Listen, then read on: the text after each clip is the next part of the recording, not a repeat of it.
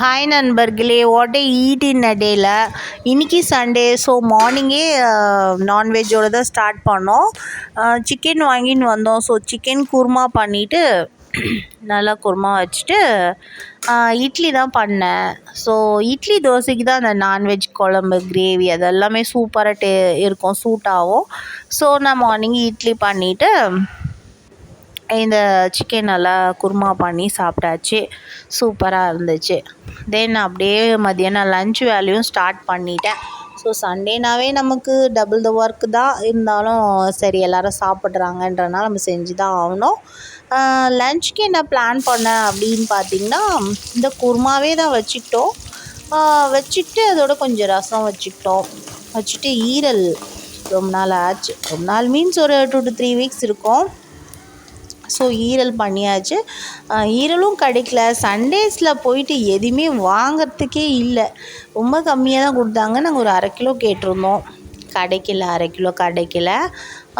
ஒரு 200 தான் கிடச்சிச்சு. வெயிட் பண்ணுங்க அப்படின்றாங்க. ஸோ வெயிட் பண்ணிவிட்டு அங்கேயே இதோட இங்கே டயர்டாகிடுவோம், நம்ம வீட்லேயும் வந்து சமைக்க முடியாது சொல்லிட்டு நாங்கள் இருக்கிறத கொடுங்கன்னு வாங்கின்னு வந்தோம். கொஞ்சம் தான் இருந்தது, இருந்தாலும் அதையும் விடுவோமா, அதையும் செஞ்சு ஆளுக்கு 2 பீஸாக சாப்பிடுவோம் அப்படின்ற மைண்ட் செட்டில் நான் செய்ய ஆரம்பிச்சிட்டேன். ஈரல் நல்லா வெங்காயம், தக்காளி, இஞ்சி, பூண்டு, கரம் மசாலா, மஞ்சத்தூள், மிளகாத்தூள் எல்லாம் போட்டு நல்லா வதக்கிட்டு ஈரலை வந்து நல்லா வாஷ் பண்ணி போட்டு தண்ணி விட்டு நல்லா வேக வச்சுட்டு நல்லா கிண்டினே இருக்கக்கூடாது, ரொம்ப அப்படியே ஒரு மாதிரி பேஸ்ட் மாதிரி ஆகிடும். ஸோ நான் ஃபஸ்ட்டு ஃபுல்லாக தான் போடுவேன், அது ஃபைனலாக நான் கட் பண்ணி விட்டுக்குவேன். அந்த கிரேவி வந்து நல்லா சுருங்கி வரும்போது, சுருண்டு வரும்னு சொல்லுவாங்கள்ல, திக்காய் வரும்போது நான் வந்து அதை வந்து ஒன்று ஒன்றா கொஞ்சம் கரண்டியிலே கொஞ்சம் உடச்சி விட்டுருவேன். சின்ன சின்ன பீஸாக வந்துடும்.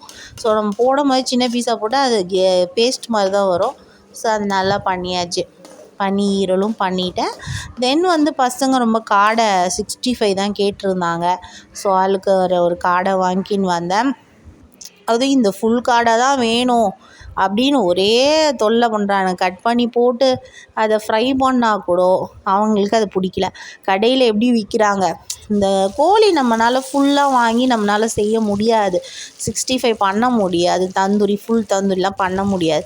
பட் இந்த காடை நம்மளால் பண்ண முடியும்.